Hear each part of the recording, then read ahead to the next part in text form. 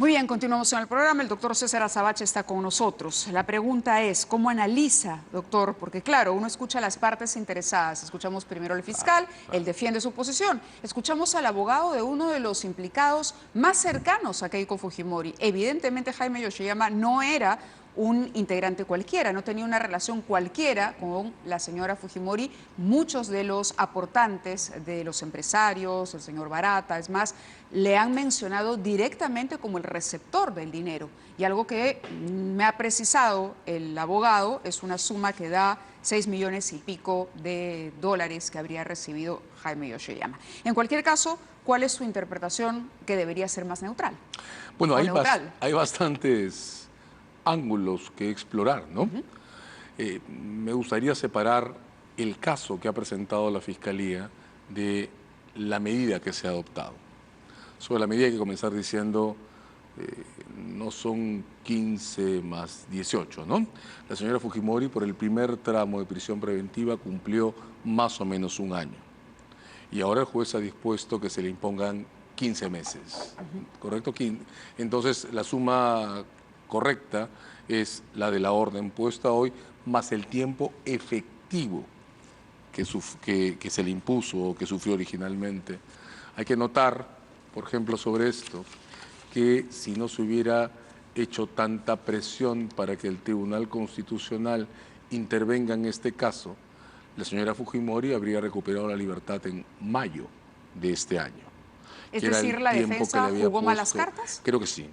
Es que hay que entender esto, ¿no? El sistema judicial también es un espacio que se mueve sobre tensiones institucionales. Es un detalle, perdónenme el pequeño paréntesis, es un detalle bien importante porque, claro, recuerdo la disposición que tenía la prisión preventiva inicial de la señora Fujimori vencida en abril, con el ajuste que se hizo de tiempos de 36 en la Suprema a 18. Claro.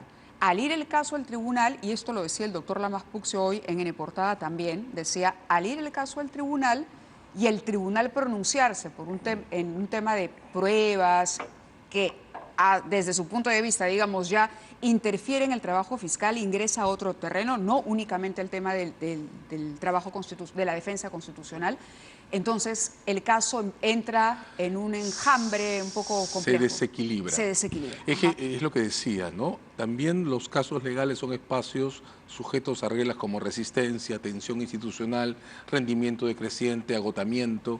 Los casos judiciales no son invulnerables al tiempo ni a la presión. Entonces, esto prueba que haber lanzado el caso ante el Constitucional generó un nivel de tensión tan alto que ha desembocado en una fiscalía que planteó su pedido de prisión preventiva como una especie de restauración de eso que el Constitucional, o la mayoría del Constitucional, había removido. Pero claro, si uno lo piensa desde el punto de vista de la defensa, cuando se discute eso en el Constitucional, a la señora Fujimori le quedaban pocos meses de prisión preventiva. ¿Es cierto? Al introducir el Constitucional, le vuelve a dar aire al caso, lo relanza de alguna manera, le abre espacio a la Fiscalía para lanzar este segundo pedido, y lo que habría sido una excarcelación en 3 meses más se convierte en el enorme desafío de 15 meses. Ahora, hay una pregunta válida, Si la Constitución defiende la presunción de inocencia, en el caso Fujimori, ¿por qué tendría que, digamos, volver a llevarla a prisión? Bien. Digamos, si vamos al tema del respeto al derecho estricto que tiene alguien, en lo que dijo el doctor Abanto cuando dice la Fiscalía tiene que demostrar mi culpabilidad, pero yo tengo derecho a permanecer libre hasta que eso... Claro, vamos a separar dos cosas, ¿verdad? En primer lugar, hay cierto aspecto en el que hay que decir que la construcción que falta, la que nos falta para entender claramente lo que ha ocurrido, es esta coartada fallida. Es cierto que la presunción de inocencia se respeta, pero hay casos en los cuales las medidas de contención de un imputado pueden incluir la prisión preventiva. Discutiremos durante meses si era una mejor opción el arresto domiciliario en comunicación que la prisión preventiva, pero la presunción de inocencia se rompe en una serie de situaciones prácticas. La flagrancia, estoy pensando ahora en el caso de César Villanueva, es una. en la que la presunción de inocencia se rompe al extremo, que justifica una intervención inmediata. Este caso corresponde a otro supuesto, que es el de coartadas fallidas, que es la razón por la que, lo hemos comentado además aquí, desde mi punto de vista, tenía un mejor rendimiento institucional lanzar este pedido junto con la acusación que separarlo de la acusación. Lo que tenemos que leer es una escena en la cual la Fiscalía dice, bueno, yo comencé con el caso Odebrecht, ahora tengo además un caso redoblado, tengo todo un aparato que ya no solo en las elecciones del 11, sino también en las 16 y en el tiempo intermedio, se dedica a reciclar, filtrar fondos, no importa de dónde vengan. En el caso de Odebrecht, fondos lavados. En los demás casos, fondos de personas ricas y punto. Claro que en el caso de Odebrecht, de acuerdo al doctor Abanto, todavía esto tiene que demostrarse. De acuerdo, iremos viendo esto capítulo por capítulo, pero ahora la Fiscalía tiene un caso con 2 capítulos, con 2 temas diferentes concurrentes, y puede mostrarle, es lo que ha hecho el juez, que frente a estas 2 partes del caso, la defensa no tiene ninguna coartada. Y todas las que ha ensayado a lo largo de estos poco más de 2 años, 3 si contamos el caso original de investigaciones, todas han fallado. La señora Keiko dijo que habían sido escrupulosos en su contabilidad, no es verdad. Dijo que ella no se había involucrado con el manejo de fondos, no es cierto.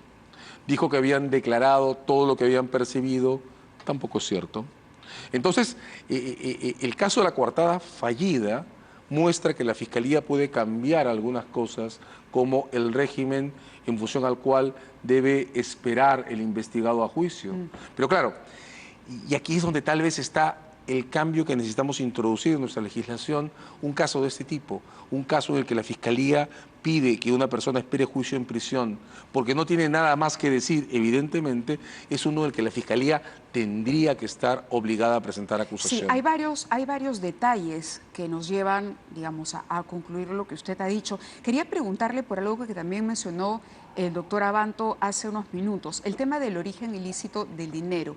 ¿Tendría que haber un delito fuente para que se considere lavado de activos? Él dice que no basta con demostrar que el dinero salió de la caja 2, porque según él, Odebrecht ha dicho que el dinero de la caja 2 era, digamos, lícito porque provenía de una suerte de ganancias extras, por ponerlo así, que ese era un fondo legal.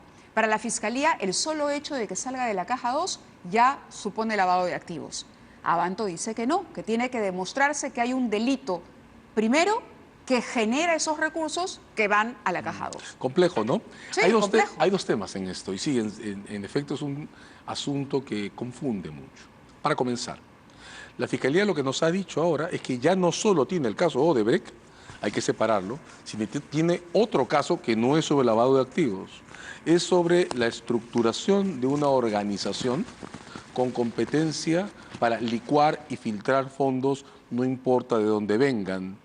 Una competencia utilizada para mentirle a la OMPE desde 1911 hasta 1916. Porque, a ver, se refugia la defensa en el tema de que acá solo hay una simulación. Pero no es una simulación, pues, es mentirle a una autoridad regulatoria como la OMPE, es un delito. Sobre ese punto y sobre el tema o la mención que hace el juez, que me parece interesante, de que Keiko Fujimori, cuando ya esta organización criminal operaba de esta manera, era primero congresista y luego aspirante al cargo más alto en el gobierno del país, Presidencia de la República, que lo ha detallado bien el juez.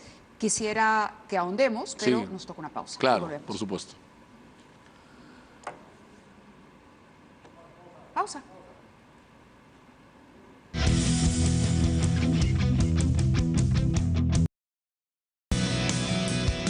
Muy bien, continuamos con el doctor César Azabache y estábamos tratando de entender por qué se habla de lavado de activos. ¿Y en qué casos? Así es, y por qué la defensa se cierra en el hecho de que la simulación no es lavado y que aquí simplemente hay una infracción a la ley electoral. Debate, por supuesto, enorme, largo, además. Vamos a poner ¿no? las pistas claras para poner las cosas en su sitio. Montar una estructura para engañar sistemáticamente a un organismo regulador como la OMPE ya son 2 delitos.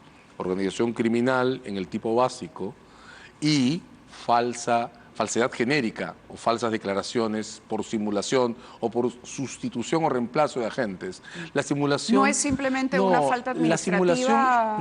La simulación en el derecho civil es lícita cuando no causa daño a nadie. Pero el engaño que elude los controles de un regulador es un delito. Lo que pasa es que hasta antes de este capítulo se venían discutiendo las reglas de la falsedad genérica, que es como se llama, con ocasión a la campaña del año 2011, el caso de Nadine Heredia y Ollantumala. Y claro, contando desde el 2011, la persecución penal por falsedad genérica ha prescrito, es mucho tiempo, son 9 años. Pero lo que la Fiscalía ha mostrado ahora es un caso en el que las falsas declaraciones de esta organización del año 2011 se mantienen en el tiempo hasta el año 2016. Y la persecución penal por falsas declaraciones, por falsedades genéricas, en el año 2016 no ha prescrito. Entonces ha roto la Fiscalía la línea de límite para este tipo de asuntos y además ha mostrado una organización de actividad continua. Entonces, el caso por estructurar esta organización y por falsear la información a la OMPE puede parecer menos espectacular que el de lavado de activos. Pero es un caso que no ha tenido ninguna respuesta de la defensa. Por eso digo que la llave para entender esto es la defensa ha fallado en todas sus coartadas y eso aproxima la probabilidad de una condena y puede justificar restricciones a la libertad. Pero claro, en términos razonables... ¿Qué es este comportamiento reiterado de negar algo que luego sí se acepta? Erráticamente, como acaba de comentar un profesor por un chat. Sí, eso, errático, imposible de demostrar y sin respuestas para el último tramo, crea un caso muy fuerte, de menor pena que el de lavado y menos espectacular, pero absolutamente sólido desde mi punto de vista sobre el lavado. Vamos a poner al aire un Sí. tuit que acaba de publicar el doctor César Nakazaki.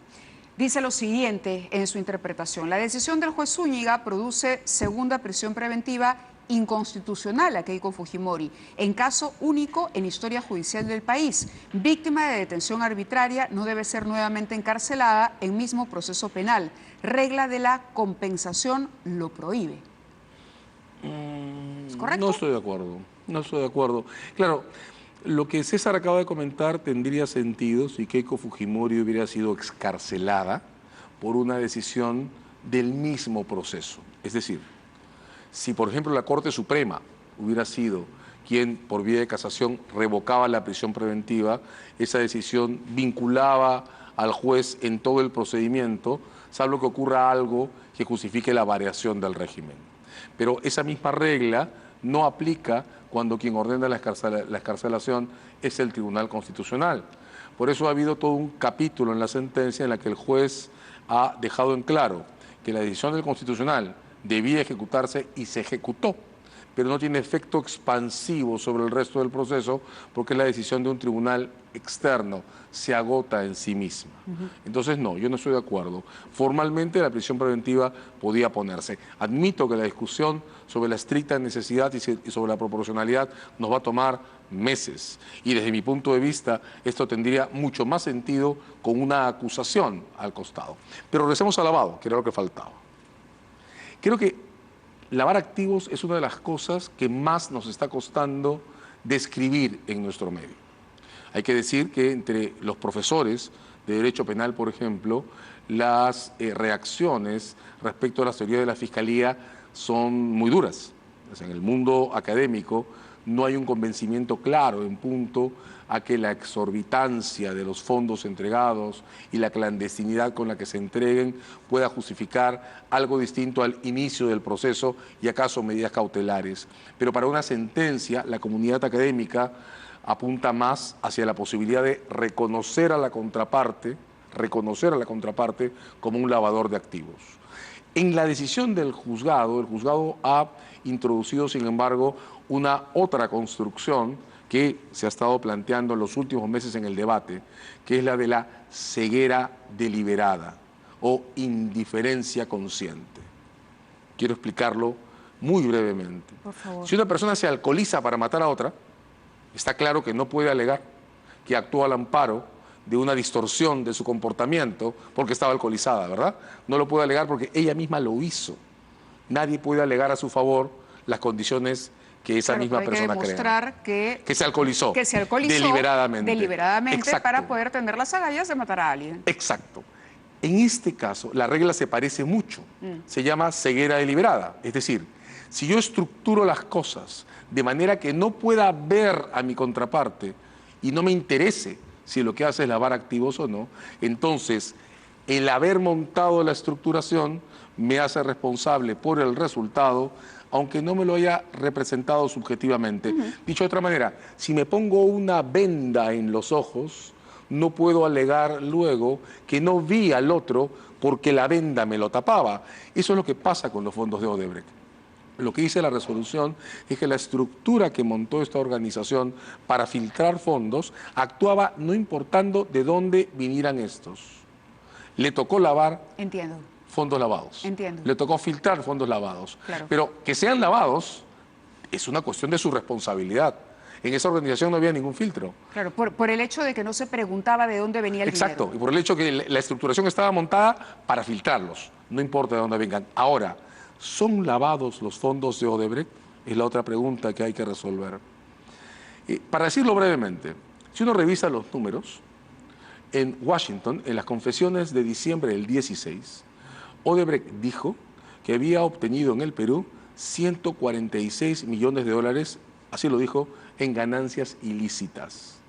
Aquí afecta el tipo de cambio, pero la cantidad de dinero que Odebrecht ha pagado por fraudes en impuestos en el Perú equivale más o menos a 143 o 45 millones de dólares. Y la estructura de los fraudes tributarios está descrita con alguna suficiencia inicial en el caso del señor Monteverde. Los 143 millones de Odebrecht de ganancias ilícitas, eso lo tiene que confirmar la Fiscalía y lo tiene que confirmar la Procuraduría, parece más que probable provenían de fraudes en impuestos. Simulaciones de gastos irreales para convertir el dinero en efectivo y licuarlo en su propia lavandería, la llamada Caja 2, que es una estructura de filtración de fondos. Entonces, desde mi punto de vista, aunque falta una declaración oficial del Ministerio Público y de la Procuraduría, hay suficientes razones para entender que Odebrecht en el Perú lavaba activos. ¿Cómo los lavaba? Los sacaba a través de fraudes y los inyectaba en sobornos. Y una lavandería, hay que tener mucho cuidado con esto, Mávila, no funciona como una especie de tubo por el que se mete dinero sucio y sale dinero sucio. Si queremos representar cómo funciona la lavandería, tenemos que imaginar un gran tanque de agua al que le cae tinta de color. Todo el dinero se impregna. Porque el dinero, no hay que olvidar esto, no es una moneda de oro como un doblón de la colonia. El dinero es un número, un saldo neto contable. Cuando uno en una estructura introduce dinero sucio, perturba todo el dinero de esa estructura, salvo que salga a través de procedimientos estables como el sistema bancario y la facturación. El dinero que sale en efectivo de una lavandería se lava porque sale en efectivo, porque el otro lo recibe en efectivo. Entonces, conclusión 1, Odebrecht, desde mi punto de vista, lavaba fondos. Desde mi punto de vista, y el juez lo ha reconocido en esta resolución, montar una estructura para no ver de dónde viene el dinero es lo mismo que recibirlo deliberadamente. Si los aportes que conocemos y que han sido evidentes a través de los testimonios son todos, ¿no? Si aquí no hubo, por ejemplo, aportes que provinieron de minería ilegal. Adicionales. Pero también déjame decir de eso, Ávila, también hay que tener cuidado con esta vocación hiperabarcativa que está adquiriendo la Fiscalía. Porque la Fiscalía está queriendo escribir la historia completa y eso le está llevando a una investigación tan extensa que puede ser inabarcable. Esto también tiene que tener, hay que cerrar capítulos por capítulos para poder llegar a juicio, que es el objetivo institucional al que tenemos que apuntar todos. Por eso lo que extraño ahora es que no haya cerrado esta audiencia con un plazo claro y concluyente en el que la Fiscalía, también el fiscal Pérez Gómez, se comprometa a presentar acusación. Porque este caso tiene que entrar a juicio. Creo, Mávila, que necesitamos ese juicio. Muy bien, doctora Sabache, gracias por explicarnos temas evidentemente complejos. Los periodistas no somos abogados, nos dejamos llevar por la intuición, tratamos de atar cabos, de armar un rompecabezas y definitivamente el caso Odebrecht nos ha planteado, creo que no solamente a los periodistas, a los ciudadanos, pero también y sobre todo a los abogados, un escenario que plantea retos incluso en materia legal para nuestro país de aquí en adelante. Es cierto. Sin duda, figuras legales que no estaban contempladas y que por lo tanto existían vacíos de acciones que antes no eran delitos, pero que a la luz de los hechos no se puede negar fueron delitos, ¿no? Estoy de acuerdo. Muy bien, gracias doctora Sabache. Encantado. Vamos a la pausa y regresamos con Gino Costa, congresista electo, de acuerdo, por lo menos, ¿no es cierto? ¿Me confirma? De acuerdo a los resultados, virtualmente electo del Partido Morado, está con nosotros aquí para conversar en unos segundos.